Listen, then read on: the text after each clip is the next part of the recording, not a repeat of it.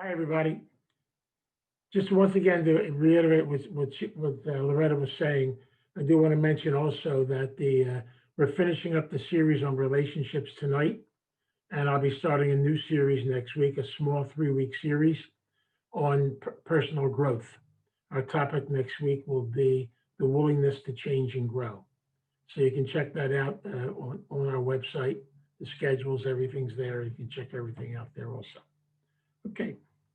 I want to kind of begin tonight by doing a reading. I've been doing most of my readings for this particular series from Each Day New Beginning, which is a daily meditation book for women.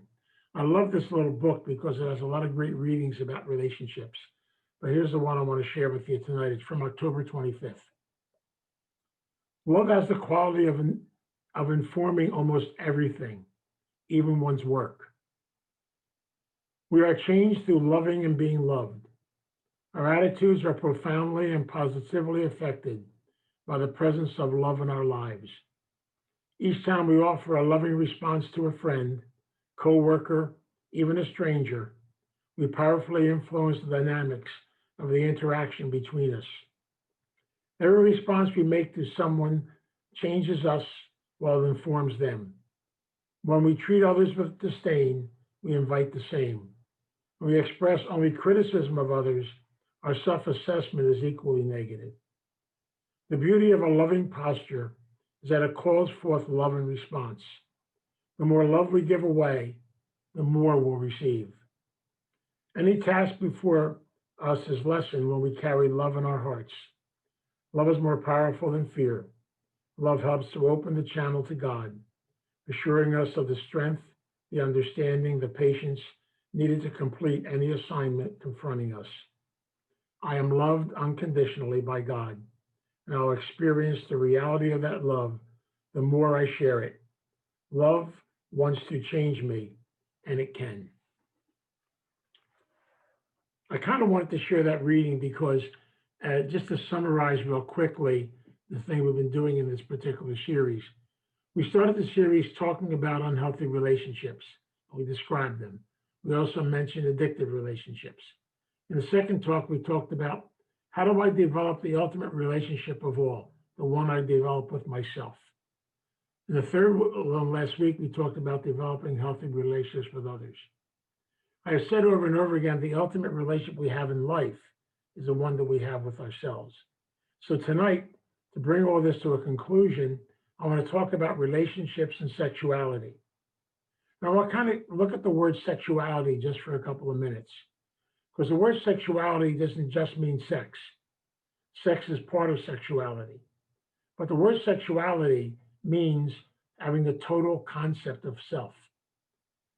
Sex by itself is a physical act, but your sexuality is when you're able to take into your life and into your journey all three parts of yourself, physically, emotionally, spiritually. It's called intimacy. It's called closeness. It's called sharing. So tonight, when we talk about this concept of my sexuality, we talk about this thing in relationships. All relationships interconnect with a sense of who we are as people. And we have to be able to connect to them on a total level. And so we learn from one another. We develop from one another. And so I'm going to use two examples tonight to kind of bring this out.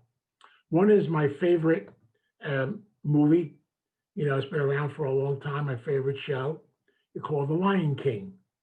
I always love telling the story of The Lion King. Years ago, we used to babysit my niece, and my niece used to stay overnight with us, and Hannah always had this wonderful way. She would wake up early in the morning, come to my bed, wake me up, and say to me, Uncle Vince, Lion King. She would go downstairs, we'd cuddle, and we'd watch Lion King. When it was over, she'd say, Lion King, and we watch it again. You know, having had her around a lot when she was a child, I probably watched Lion King, who knows, maybe 25, 30, 35 times, I don't know. The Lion King became a big part of my life. What I love so much about that show is because it really talks about the real journey of life. They talk about the circle of life and our connection to that circle.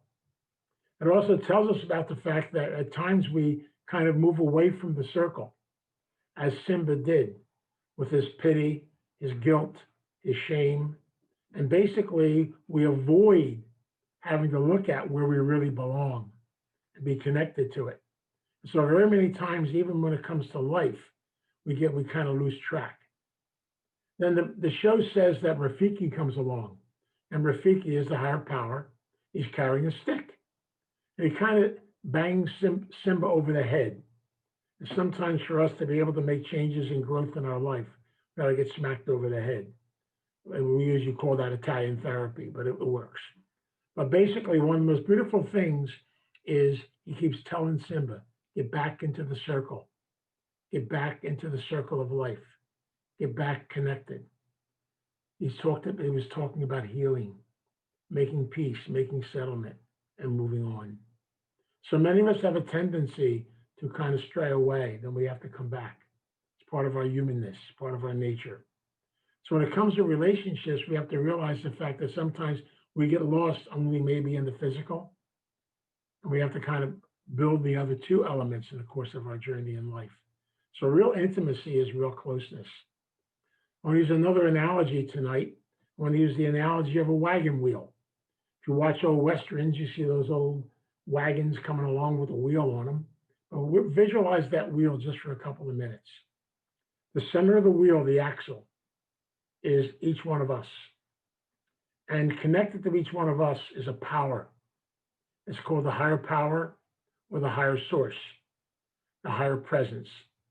There's something very powerful and beautiful, and we are connected physically, emotionally, spiritually with that beautiful source of energy, that beautiful gift of love that we have inside of ourselves. And that energy is symbolized in that axle. From the axle connected to a wide circle, which is the wheel, I refer to that circle as the circle of life. We have things called spokes. And each spoke, you'll notice in a wheel, has to be balanced for the wheel to actually function. If I only have one spoke and centralize my whole life about only one thing, then literally after a period of time, the wheel's going to crush. I have to be able to nurture those spokes. And those spokes go from the center, from the core. They go from the whole concept of us as people, from the energy of love. And our love has to flow. And it flows out to all different areas of our life. For we basically are people on a journey. And so we notice that on that circle, if the spokes are balanced, then we have things like family, work, play. But also some of those spokes over a period of time might get a little tarnished. They may even have to be changed. Because some of the spokes have a tendency to move into shame, guilt, and fear, just as Simba did. And as a result, I got to replace them. And so I really have to look at my own life as being that balance of that wheel and realizing the fact that a good, healthy relationships in the course of our journey involve struggle. I'll give you an example of what I'm talking about. I know we have a lot of mothers here tonight, so I want to kind of use you as an example, if you don't mind, because mothers know exactly what I'm talking about. Right before you gave birth, you carried a child in your womb. That child was comfortable, that child was warm. But then something happened. The child started to grow. It had to move forward, had to leave the womb. It's almost like go inside and listen to that little child. It's almost like, I don't want to leave. I want to stay here. It's nice, it's warm, it's comfortable. But I have to leave because there's this strange man on the other side. He's called a doctor. He's telling you to push. He's telling me to get out. And I'm telling him I don't want to get out. So now we have the first struggle of life.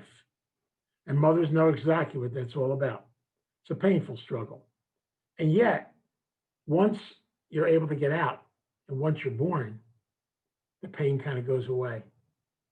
But that poor child then is actually the doctor, that man again, has a tendency to slap him, to get him going.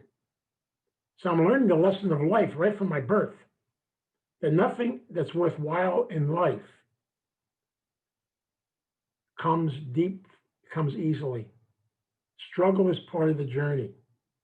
Each one of us in our change process we go through. And so we're always in process of changing. We're always in process of growing. We're always in process of moving forward. And so the concept of our sexuality, of our intimacy, of our closeness to life is to be able to be open, to have an attitude of gratitude, an attitude of humility, an attitude of healing, an attitude of loving, to be able to move forward to each journey in our life, each struggle in our life, each situation in our life, and teaching us over and over again to let go of the illusion of control, to know that we're going to experience in life, we're going to experience loss, we're going to experience change, we're going to experience sometimes things are going to happen. We have to deal with them. We've got to move forward. And I think sometimes in life we like it to be a certain way. And so when it comes to relationships, a lot of times, especially in the journey of life, we realize that every relationship, every aspect of life has a purpose. Now, I always tell the story. For 6 years of my life, I worked over in Philadelphia, and I was the EAP counselor for the Philadelphia Water Department and for the city workers. And I remember giving workshops. I remember right underneath the Tony Mile Bridge, there was a warehouse there. And I used to love those workshops because they would take the trucks out of the warehouse, put benches in so we could have a workshop. But I was giving a workshop to sanitation workers.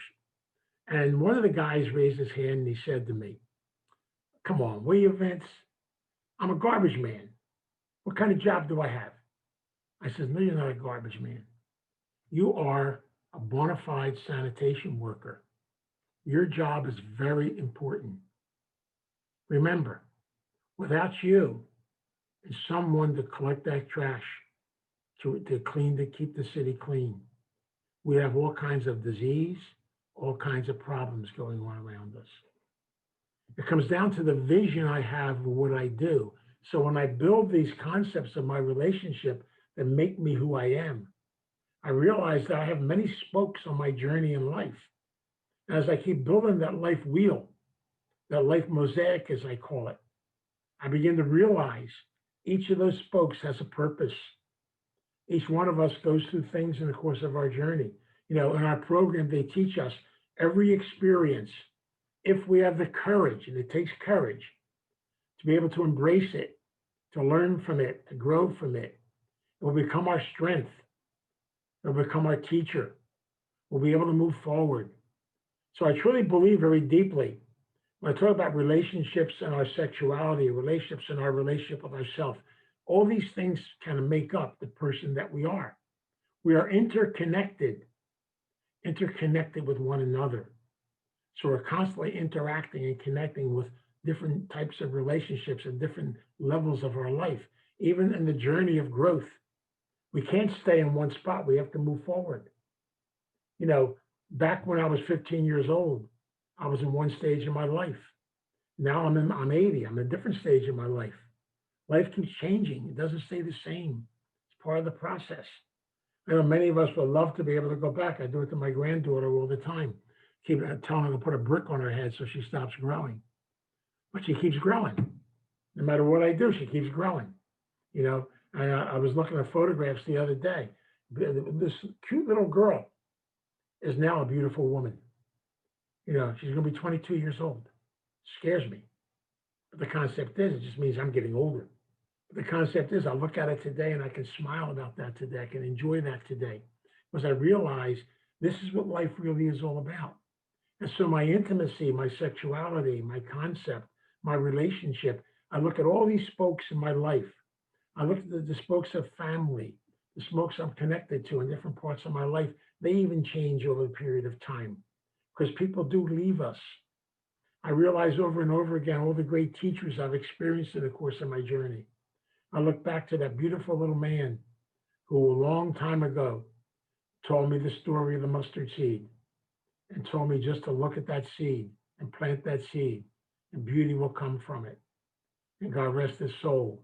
He'll not be physically with us, but he'll always be with me in here. He's part of my intimacy, part of my journey. He's part of my sexuality, part of my makeup. And all of us are connected to one another. Even in relationships, if we have an intimate relationship with someone, we yearn for an intimate relationship. So it's more than just sex. It's more than just the physical piece. It's the whole thing combined together. And so we realize over and over again that each of these spokes on that wheel got to stay balanced. We got to keep growing and learning and building new areas. And sometimes we got to look at that wheel and we got to fix it because some of these spokes are going to wear out. Maybe a new one takes its place, another direction. As we go through the journey of life, people change, situations change. That's why I love the concept of that wheel. And I realize today that's what life really is all about. And the beautiful part about it is you can't control it. Now, many of us try. I tried to intellectually control it in the course of my life, but I'm realizing today it's only an illusion because really the journey goes on. And there's so many things in life we're powerless over. But I learned something.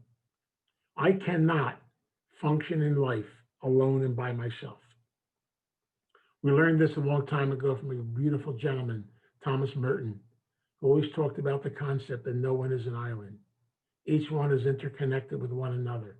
Each one of us learns from each other. And everybody deep down inside has this beautiful sense of self, this beautiful sense of who they are. I spent 9 years of my life as a prison chaplain. I got to meet some very beautiful and powerful people. I know they were in prison and I know they've done things in their life. But also, what I was able to meet and when I was with them, I got to see the other side of them. There's always another piece, another place. I've often said, but for the grace of God, it could be me. And a lot of gratitude.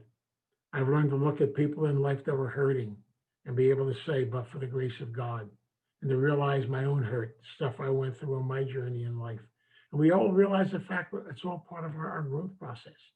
So look at yourself in a very powerful and beautiful way. See the beauty you have inside of yourself as a person. See the most beautiful, powerful part because it's not what you look like so much on the outside, but it's your connection. I'm going to share two stories with you that really mean a lot to me.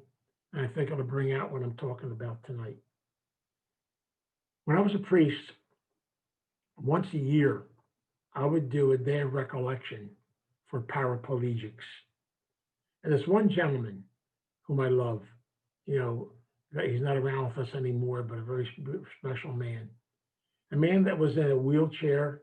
He's very distorted. But the one thing he would always talk to me about was he always looked in the mirror and did affirmations with himself. He saw himself as such a beautiful person. And I like being around people like that. You know, my good friend, Dr. Gottlieb, taught me a lot. I knew him before he has his handicap. I knew him after his handicap. But I also know his strength and how basically he was able to become a beautiful person in spite of his handicap. I remember at the Naval Hospital in Philadelphia when I was a priest, visiting back when the hospital was there. I remember a beautiful gentleman that was a member of the Navy who lost, you know, both of his arms and parts of his legs, and all he had left was his two elbows.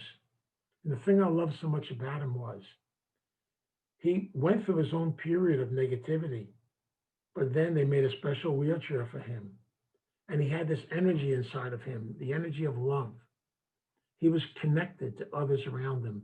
He would go around the hospital visiting other patients, telling them to keep their chin up, they're going to be okay, giving strength, giving hope to so many people. I admire people like that. But also, it taught me something. It taught me to look at my own arms, to look at my own legs, and not take them for granted, and to realize that God has given me such a special gift. It's almost like you have to lose something sometimes to finally be able to appreciate it, to be able to celebrate it, and know what it's really all about. And that's why I'm learning over and over again today. Appreciate all the little things you have in life. You know, don't worry about what's going on. I try to the best of my ability, and it's hard sometimes because I'm no different than anybody else. But I try to look at things from a positive point of view. Even this pandemic, I look at it, you know, it's got a very negative side to it. A lot of people have lost their lives. We're going through a lot of struggle. Many of us are getting a lot of fatigue.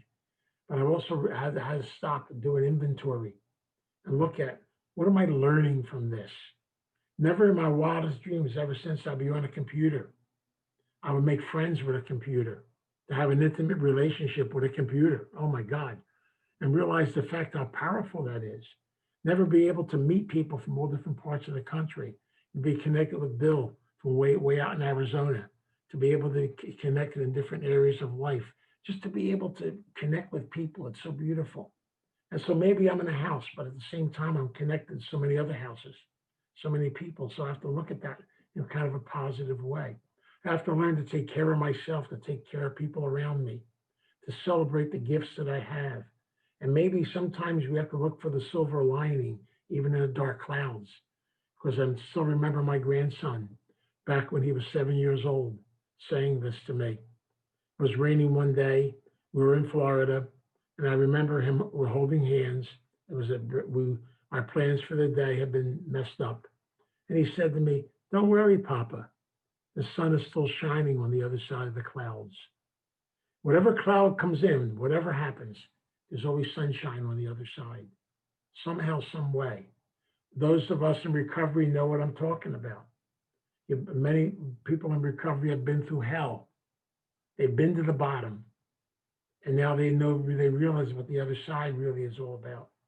And so change, growth, experiencing. Don't beat yourself up. Don't look at things negatively. Try not to anyway.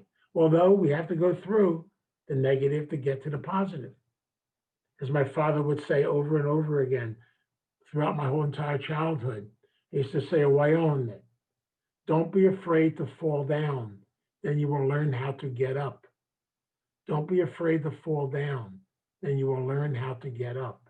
Don't be afraid to make mistakes as long as you're open to learn from them. So what I'm learning over and over again as I build that wheel, that circle of life, I'm connected to people around me. And I love that today. I have to tell you a story. I was at one of my home groups tonight before I came to the Zoom meeting, another Zoom meeting I was at. And basically we were reading from um, uh, one of our books. And in the book, we're talking about the word we. And so just out of curiosity, we read a paragraph and we really talked about the word we. So I went over and I made circles around the word we. And it came out to 22 times the word we was in one paragraph. And the first word in the first step is the word we. I'm learning. I need people in my life. I need to be interconnected with other individuals and people. My learning comes from each and every one of you. It comes from the people we have contact with. It comes from every person we meet in the course of our journey. So we are involved in so many different types of relationships. And that's why it's important to put your whole self into the relationship, physically, emotionally, spiritually, and to realize the fact that no matter what happens, and negative stuff happens, there are lessons to be learned from it. We have to try to be open. And that's why I've often said over and over again, try to the best of our ability to have an attitude of gratitude, an attitude of humility, so we keep learning, an attitude of healing, an attitude of humor.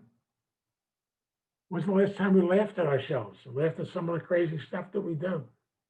We are funny sometimes, and yet other people see things in us we don't see in ourselves, but also the attitude of love, the energy we have inside of us. I'm learning over and over again that energy I have inside of me needs to be shared. It needs to be shared on three different levels: physically, emotionally, and spiritually. And that's why in a relationship, that is so important to be connected. I've often said over and over again, the ultimate aspect of all relationships is to feel comfortable and to feel safe and to feel connected to things around you. I remember a video that they show every Christmas time. It's about a police officer in New York City. I always love the video. It's a musical video. It's a true story of a police officer directing traffic and how much fun he put into his job. And he sings as he directs traffic. And you ever saw this? What a character. I always love it. I look forward to it every Christmas. And he's out there, with the rain, snow, no matter what it is, and he's just having a good time with who he is. That's what it's all about. To take that energy into your personal relationship with someone special, take that energy into your work, take that energy into all different areas of your life. And as a result, then you'll realize that you're going to do a lot of growing from that. Even some of those people that come into your life that might aggravate you, that might make you crazy and make you nuts, guess what? They're teachers. They're part of your journey. Sometimes it's hard, and yet maybe they're there to teach you patience and tolerance, how to handle things, how to deal with it in life. And sometimes we're going to experience these, even in our own family, a lot of times, different situations and things that come up. It's all part of the journey. They're all our teachers, our teachable moments.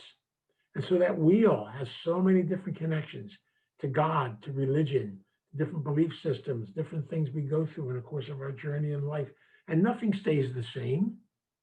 Everything's in process and changing. And even in a committed relationship with another human being, it's always in process of changing. My wife and I were looking at some of our albums from back when we first got married 32 years ago. We certainly do not look the same. I had hair back then. It was wonderful. It was black too. It's amazing, isn't it?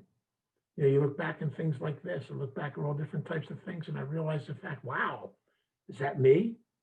Yeah. And so we look at things in that direction. I look at the photographs that Bill and I were talking about earlier of our baseball team way back. I'm back now into, the early 60s and realize the fact of, I can't go back there, but the memories, the connection to people, the things that are part of it, that's what it's all about. That's what intimacy and relationship really is all about. We are all interconnected with one another. We're all part of this human race. And I know we're going to experience sickness. We're going to experience negativity. We're going to experience different types of things in life. It's what it's supposed to be. That's the element of change, the element of growth. The old timers in AA used to say this all the time, and I love them. Some great men and great ladies. Some of them were a little tough, a little bit on, I remember over at the 4021 Club in Philadelphia, and I remember the South Philly Clubhouse, and I remember the groups down on Christian Street. And I remember some of the things they taught me, some beautiful things. One of the old timers used to say, when you get up in the morning, first thing you do is say, thank you, you got up. Go downstairs, get the morning newspaper. The first page to go to is the obituary column. If your name's not in it, you are having the most wonderful, fantastic day of your life. Everything else is bull. It can be dealt with. I love that. It's to where they're talking about simplicity. Sometimes we become our worst enemy because we try to control everything in life. You can't. You got to celebrate. You got to open up. You got to realize whatever it is, it is. We're in a situation today with things going on in the world. It is what it is. So you try to be open to it. You try to learn from it. You try to grow on a personal level from all of it. And we're going to realize the fact that we have no control over so many things. And thank God that we don't. Because remember who's in charge. Rafiki reminds us again, carrying that stick. And sometimes I gotta get hit over the head to wake up. We used to call that a long time ago that sometimes our head, this thing that my father used to say, we got this thing called un capitosa. In Italian, that means brickheads. I got to do it the hard way first. I got to beat the crap out of myself. And then I have to finally come to acceptance and come to growth. Isn't it amazing? Why do we got to do it the hard way first? Because we got to earn it. It's the struggle we got to go through. It's all part of the process we go through in life. So it's all about relationships. Try to realize that we are involved in so many relationships, both on a personal level, an intimate level, but of all relationships are based on sharing the energy and the power of love that we have inside of us and connecting that to others. From your committed relationship on a personal level, sometimes they work, sometimes they don't, to be open to new areas and new directions, but to realize the fact that we have this thing inside of us called our heart. It's our spirit that makes us who we are. And every one of us is one of God's creations. Every one of us is one of God's creatures. And every one of us is unique and special. Even sometimes people do some horrible things. But at the same time, under it, there's always something going on. So we try to the best of our ability to pray, to hope, do the best we can, and be open to the journey. And so try to realize the fact that we're all involved in relationships. Relationships are the gifts of life. All of our growth comes from relationships, comes from our interaction with others, our interconnection with others. Now, I find it interesting. The word intercourse actually means interconnection. The word really has nothing to do with sex at all. It's all about the concept of interconnection. And the concept is, it's the whole concept of our connection to one another, our connection to self, our connection to the higher power, going from that wheel and connecting to the circle of life so we're connected to one another. That's what's important. We're all on this journey. And so I'm grateful today in very many ways for each and every one of you. I'm grateful for the people on my journey. I'm grateful for my family. I'm grateful for the things I've gone through in the course of my life. But above all, I realize as I pray the importance of each and every one of us, for we are connected to each other. We're in relationship with each other. So I want to offer a prayer of gratitude, a prayer of thanksgiving for the gifts that we have, for the gifts of relationships, and to be open to them. So, dear God, we come before you today in prayer. We ask for your guidance. We ask for your direction. Help us to realize that you are the architect, you are the teacher, you are the one guiding us in all that we do. Teach us to be open to the journey. Teach us to realize how special you are. Teach us to realize you are our guide. Teach us not to be afraid to ask for help and ask for guidance and ask for direction. But above all, help us to have an attitude of gratitude, an attitude of humility, an attitude of healing, and an attitude of love. Teach us to work with this in our own selves and know that every person, every situation, every individual you send into our life is to be our teacher. We are imperfect. At the same time, we're connected to you. And so, God, help us and guide us on our strength. We especially thank you, God, for those who have gone before us, those who have been part of our journey, those who have passed on, for they are still part of our life, for they are our guardian angels. They are our strength. They are our courage. So we pray and we ask this today as we embark on our own relationships. We pray and we ask this in your name. Amen. Now I'm going to ask all of you, if you unmute yourself, to join me in saying the we version of the Serenity Prayer. God, grant me the serenity to accept the things I cannot change, the courage to change the things I can, and the wisdom to know the difference. God's will, not mine, be done.